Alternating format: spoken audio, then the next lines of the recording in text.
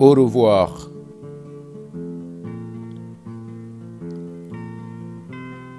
C'est croire vous revoir et prévoir la continuité de notre histoire.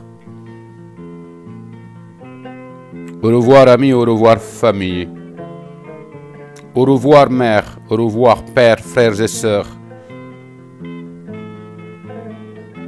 Au revoir mes chéris lieux. Mi waynima cangu e garci beeɗoga e jammel siweyi mi waynima Oli Birom e Tamarowel Nene Kumba Jama et Jaka mi waynima. Au revoir.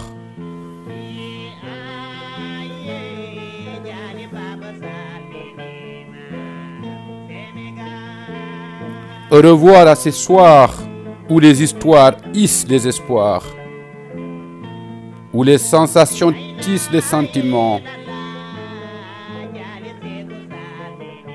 Condiment et ciment de tout fondement empirique qui souvent s'érige en scientifique. Et je vous dis au revoir.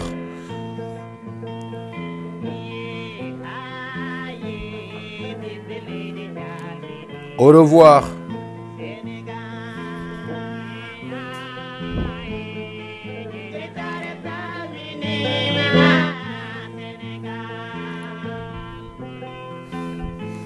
Au revoir.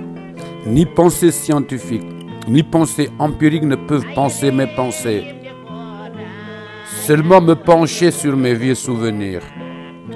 De Boyli Tienal, la Tirehaku, Lumaji Boyli Tienal, chant, fable devenu blague. Ici, d'un plan semi-foireux, initiatique de quelques-uns de la bande. Mais Wairi ma Oli Birom me manque ce lieu. Mais Wairi Yatilo et Bouki Jamel Siwoy, ça me manque ce lieu. Mais Wairi ma Gatindo Gorgol Bilwilte, mais Wairi Pucci et Otoji Bakke, mais Wairi Dande Wendu, Raddo et Djejeyaji.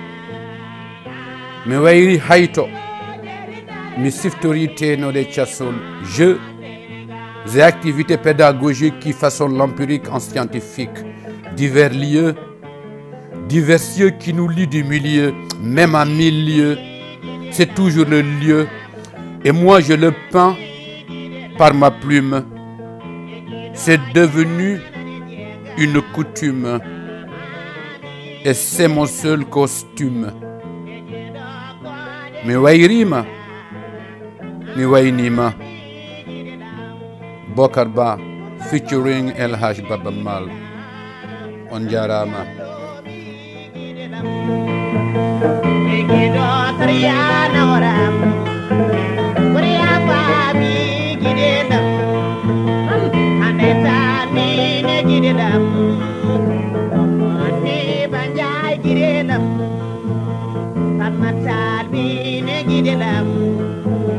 Mama do mi ne gidelam. Andai san jam na ne tiega.